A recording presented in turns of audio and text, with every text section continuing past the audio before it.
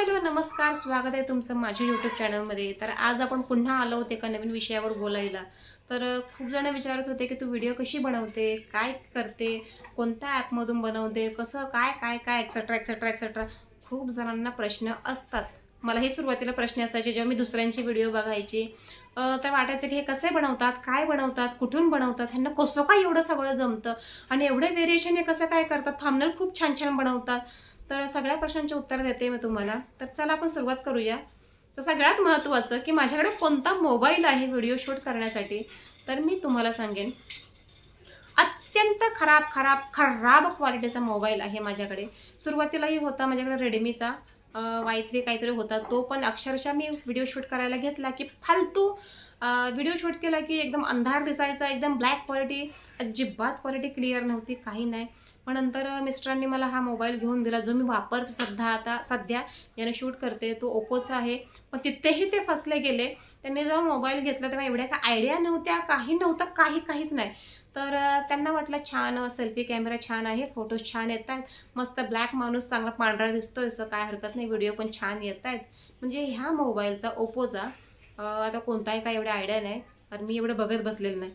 सरळ घेतला आणि वापरते. तर अजूनही मला त्याचा नंबर नाही माहिती आहे कोणता आहे, फक्त ओप्पो आहे एवढा आहे. तर ह्याचा फ्रंट कॅमेरा एवढा सुंदर आहे ना, फोटो एवढे सुंदर येतात, व्हिडिओ पण छान येतात. मला काय अशी लायटिंग वगैरे लावायची गरज पडत नाही, पण मध्ये मध्ये धुसर होतं. आणि या मोबाईलला झालं तर 4 वर्ष, आता त्याचीही गॅरंटी संपत आली आहे. पण या मोबाईलचा बॅक कॅमेरा पण अतिशय फालतू आहे. बॅक कॅमेराने जेव्हा शूट घेते तेव्हा व्हिडिओ खूप खराब येतो. कधी कधी बाहेर गेल्यावर सुद्धा मला त्याच्या बॅक कॅमेराने शूट घेता येत नाही. आता मी उजेडात वगैरे पण जाऊन बघितलं पण ते फालतू येतो. काही जण म्हणतात की ब्लॉगर की मोबाईल असा उलटा धरून शूट करायचं आणि परत फिरवायचं, असं घ्यायचं. तसं मी करून प्रयत्न केला पण नाही जमत आहे, खूप प्रॉब्लेम येतो. काय करणार? मग शेवटी असं जमतंय तर मी असं बनवण्याचा प्रयत्न करते. पण कधी-कधी असतं ना, की आपण जेव्हा शूट घेतो तेव्हा आपण स्वतः समोरून बघतो. मग आपल्याला दिसलं पाहिजे, मागून पण आपल्याला शूट घेता आला पाहिजे, असं काही करता आलं पाहिजे. पण नाही होत, नाही जमत. सो ह्या सगळ्या फेसमधून सुद्धा मी व्हिडिओ क्रिएट करत राहते आणि बनवत राहते. खूप त्रास होतो. बाहेर गेल्यावर तर खूप त्रास होतो. शूट घेताच येत नाही. मग असा पुढे-पुढे असा कॅमेरा धरावा लागतो आणि कधी-कधी जिया धरते, कधी-कधी चिमू धरते. ते ह्या दोघे आमचे कॅमेरामॅन आहेत. तिला झोप आली आता. उशीर झालाय. बघितलं आता मध्ये-मध्येच हा मोबाईल आहे ना, थोडंसं लाइटिंग वाढवतं, लाइटिंग कमी करतं आपोआप. हा फ्रंट कॅमेराला प्रॉब्लेम आहेच आहे.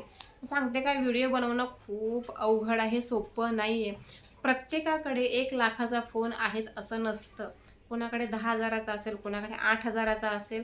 तर माझ्याकडे सुरुवातीला होता 7,000-8,000चा मोबाईल होता. नाही जमलं, मग हा आणून दिला. हा थोडासा महाग आहे, पण हा काही कामाचा नाही आहे. आणि दुकानवाले सुद्धा फसवतात. काही नीट सांगत नाही आपल्याला, की कोणता बेस्ट क्वालिटी असेल, कोणता काय. आपल्याला अगोदर माहिती काढून जाणं महत्त्वाचं असतं, पण त्यावेळेला एवढं माइंड नाही चाललं, कारण नुसती सुरुवात करायची होती यूट्यूबवर. आणि नेमकं लॉकडाऊन लागलं होतं आणि हा फोन पण नसता हातात आला, पण लॉकडाऊनमुळे हातात आला. का तर जियाचे क्लास असायचे, त्या मला त्या क्लासेसमुळे ते क्लाउडवर काहीतरी क्लासेस चालू व्हायचे.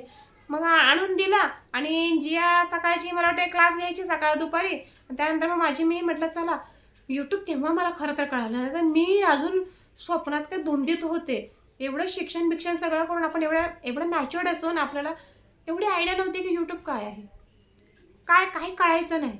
जेव्हा नशीब त्या अंबानी साहेबांनी जिओने काही ते रिचार्ज चालू केला आणि मग 4G बिरजी काहीतरी ते, आणि मग समजत गेलं. आणि मेन मुद्दा, लॉकडाऊनलाच सगळे बाहेर पडले. जे लोकांमध्ये जेवढं टॅलेंट होतं ते सगळं टॅलेंट लॉकडाऊनमध्ये बाहेर पडलं. आणि मी सुद्धा लॉकडाऊनच्या दरम्यानच फोन घेतलेला आहे, मला आणून दिलेला आहे. आणि सगळ्यात पहिला हा माझा मोबाईल आहे स्वतःचा, सेपरेट. होता अगोदर छोटा डब्बा मोबाईल होता, बाबांनी दिलेला, व माझ्या नवऱ्याकडून मला हा गिफ्ट टाईपच होता. तो हा मोबाईल आहे माझा. तो ठीक आहे, भले ह्याचा बॅक कॅमेरा खराब आहे, पण फ्रंट कॅमेरा चांगला आहे ना, त्यामुळे तुम्ही चालवला, अजूनही चालवते. आणि त्या पद्धतीनं शूट करत आले. ह्याच मोबाईलने आम्ही एक चॅनल मॉनिटाईज केला अगोदरचा, आणि हा सुद्धा केला. कष्ट घेतले बाबा, लय मेहनत लागते. हा पण त्रास होतो. कधी कधी इच्छा वाटते की आपण असं असं करावं, तसं करावं, असा फोन असा तसा फोन असावा, पण ठीक आहे झालं सगळं. ते सगळं गेलं गंगेले मिळालं. असे मी व्हिडिओ शूट करत असते सगळे. नंतर मग सगळेच व्हिडिओ एकत्र करते आणि ॲप आहे इनशॉर्ट, त्यामधून मी करत असते सगळं क्रिएट. बाकीचे मला ॲप पटत नाही. इनशॉर्ट ॲप एकदम सोपा आहे, सो मला तो परवडतो. म्हणजे मला हातांना आणि माइंडला परवडतो. VN वगैरे खूप छान आहे बरं, खूप छान आहे, पण त्याच्यावर मी अजूनही एफर्ट्स घेतले नाही आहेत. सो ठीक आहे. आणि ह्याच्यामध्ये स्पेस ठेवणं म्हणजे स्पेस म्हणजे लगेचच जागा फुल भरलेली असते, लगेच टॅव टॅव टॅव त्याचं येतं आणि सगळंच ब्लँक होऊन जातं. मग दुसरे तिसरे ॲप उडवावे लागतात आणि मग करावं लागतं. तर त्यासाठी मी 2-3 साईटचं तिथे पण माझे व्हिडिओ आहेत तर ते अपलोड करते, जेणेकरून तिकडे तर राहील, माझं साठा राहील. आणि पॅन ड्राईव्ह अजून वापरत नाही. पॅन ड्राईव्ह आहे घरात, पण पॅन ड्राईव्ह अजूनही वापरत नाही आहे. हाताला सवय लागलेली नाही आहे. जोपर्यंत माइंडला सवय लागत नाही ना, तोपर्यंत हाताला सवय लागणार नाही. सो पॅन ड्राईव्ह मी आता स्टार्ट करणार आहे. त्यामध्ये काही माझे महत्त्वाचे व्हिडिओ मला जे वाटतात ते मी तिथे ट्रान्सफर करत राहीन, जेणेकरून माझ्याकडे माझा डाटा राहील की माझे हे व्हिडिओज आहेत.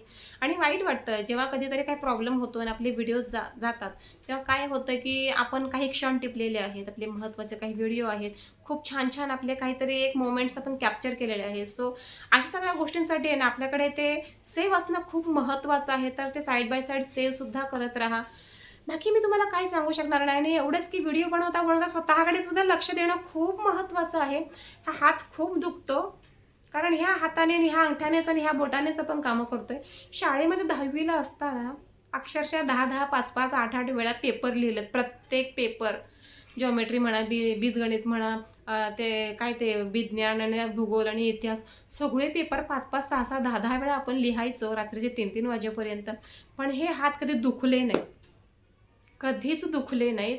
मला ते आठवतं, लगेच क्लिक होतं. आणि जेव्हा आता आपण मोबाईल यूज करतोय, सो लगेचच ते बोटाची नस काय दुखते, हाताची नस काय नाही, असा कपडे वगैरे पिळताना जाणवतं की त्रास होतो. म्हणजे चुकीचं आहे की काय असं वाटत नाही, पण काम तर करायचं आहे, कारण आपल्याला घराच्या बाहेर जाऊन काम जमत नाही, नंतर हे पण काम करायचं आहे. आणि मग हे काम झाल्यानंतर मग शरीराकडे सुद्धा लक्ष द्यायचं आहे. थोडंसं एक्सरसाइज, व्यायाम करणं खूप महत्त्वाचं आहे. कारण व्हिडिओ बनवता बनवता आपण एकाच जागेवर बसतो, परत व्हिडिओ कसे बनवायचे हे सुद्धा आपण बघतो, परत आपण काय बनवायचं हा सुद्धा विचार करतो. ह्या सगळ्या गोष्टींमध्ये आपण एकाच जागेवर बसतोय, त्यामुळे हातही दुखतो, कंबरही दुखते, पायही घाईला येतात, कारण उठायला गेलं की अक्षरशः उठायलाही होत नाही, असं वाटतं सुन्न पडलंय. त्यामुळे शरीराकडे पण लक्ष दिलं पाहिजे. कारण शाळेच्या वेळेची ज्या ॲक्टिव्हिटीज होत्या, ज्या करायचो आपण, त्या आता आठवलं ना की थोडंसं वेगळं वाटतं. पण अजूनही असं वाटतं की आपण शाळेतनं बाहेर आलोच नाही आहे, अजूनही शाळाच चालू आहे, अजूनही आपण शिकतोयच आणि अजून आपण काही ना काहीतरी करतोयच. पण कधी कधी एवढी खंत राहून जाते, लग्न करायच्या अगोदर जेव्हा शिक्षण क्लिअर झालं ना, तेव्हाच जॉबच्या मागे लागलो असतो ना, तर खूप बरं झालं असतं. शिक्षणाने लगेच जॉब हे खूप महत्त्वाचं आहे. नंतर लग्न करा, पण शिक्षण झालं की लगेच जॉब घ्या. आणि का तर तुम्ही एकदा म्हणतात ना की स्वतः आत्मनिर्भर व्हा, हे खूप महत्त्वाचं आहे. जेव्हा शिक्षण होऊन लगेच लग्न करताना आणि जेव्हा तुम्ही गावच्या लोकांचं, सगळ्यांचं, नातेवाईकाचं ऐकून लग्न करताना स्वतःच्या पायावर धोंडा पाडून घेता, मला असं म्हणणं आहे. जे श्रीमंत आहेत त्यांना फरक नाही पडत, जे श्रीमंत आहेत त्यांना फरक नाही पडत, त्यांच्या घरात भरभरून सगळं पडलेलं असतं. पण जेव्हा मिडल क्लास व्यक्ती जो असतो ना, त्याने खरं शिक्षण केल्यावर पण आता मी बोलते खरं, पण मुलींना खरं तर हे कुणीही हक्क देत नाही हा, की तुझं शिक्षण झालं तर तू थोडंसं 2-4 वर्ष राहा आणि तुझं जॉब लागेपर्यंत तू लग्न करू नको, असं अजिबात नाही आहे. ते झालं 12वी झाली की लगेच उरकून टाकतात, 15वी झालं की लगेच उरकून टाकतात. पण नाही करावं, मला तर असं वाटतंय. मला जेन्युइनली स्वतः असं वाटतंय. माझ्या मुलींसाठी तर आम्ही हाच पर्याय चूज करणार आहे. मी नवरा बायको दोघांनी हा विचार केलाय की यांचं शिक्षण संपलं का यांना जॉबसाठीच प्रेरित करायचं आणि नंतर काय ते बघायचं. ते स्वतःच्या पायावर उभं राहणं खूप महत्त्वाचं आहे.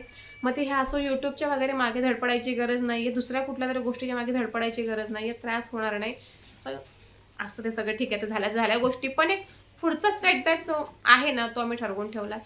सो असं आहे, व्हिडिओ काही मी मोठा काही बनवत नाही आहे. जे मला सुचतंय, जे मला थंबनेल पटकन कुठली तरी एखादी लाईन आठवली त्यावर मी बनवते. त्या काहीतरी एक नॉर्मली करा, आपण उठा, उभे राहा, करा, एवढंच महत्त्वाचं मला सांगायचं आहे. आणि असं मोठं टार्गेट या काय असं काही नाही आहे माझं. फक्त एवढंच की सुखात या नॉर्मली मला आनंदात राहता येण्यासाठी मी काय करू शकते, हे महत्त्वाचं आहे. आणि तुम्ही म्हणसाल तू जॉबला का जात नाहीये, तू घरात सुद्धा का करत नाहीये, तर माझा नवरा ज्याला एवढा त्रास होतोय, पाय दुखतो, हात दुखतो, तरी सुद्धा ते स्वतः जॉब करून बाहेरची कामं करतात आणि मला त्रास होऊ नये म्हणून ते मला कुठलंही या बाहेर कामाला जाऊ देत नाहीयेत. तू फक्त मुलं बघ आणि स्वतः तू व्यवस्थित राहा. मला तुला त्रास नाही द्यायचा आहे. भले मला त्रास झाला तरी चालेल, पण मला तुला त्रास नाही द्यायचा आहे. या माझ्यामुळे तुला त्रास नाही झाला पाहिजे. या कोणी बोललं नाही पाहिजे की याने अडचणींमध्ये बायकोला बाहेर पाठवले. पण काही नाही होतं, त्याला काय होतं, कामाला गेले तर आपल्याला मी सपोर्ट करेन ना थोडासा तुम्हाला थोडाफार. काय नको तू बाहेर जाऊ नको. तू बाहेरची धकाधकीच्या जीवनात जाणार, या तुला त्रास होणार नाही पाहिजे. तुला मला त्रास नाही द्यायचा आहे. मी त्रास सगळा सहन करेन, पण मला तुला त्रास नाही द्यायचा आहे. ह्या सगळ्या गोष्टींमुळे ते मला पाठवत नाही आहेत बाहेर, हे आहे. बाकी मी डबल काम करेन, ट्रिपल काम करेन, पण तू घरात राहा. म्हणजे असं नाही की मला ते घरात कोंडून ठेवतात, हा मुद्दा नाही आहे. काळजीमुळे ते मला ठेवतात की बाहेर कामाला गेल्यावर कसं सगळ्यांचं ऐकावं लागतं, सहन करावं लागतं. ते तुला सहन तुझ्या वाट्याला ते नाही आलं पाहिजे.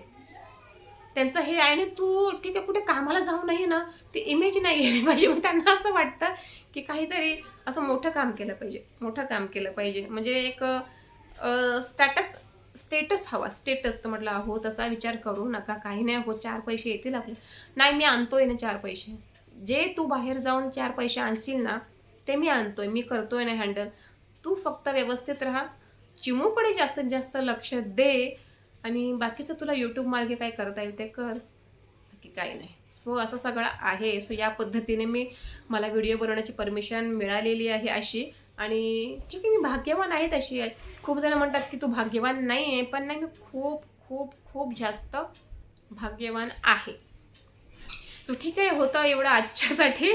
भेटू पुन्हा एका नवीन व्हिडिओचा. सो आता जास्त बोलायचं नाही आहे मला. सो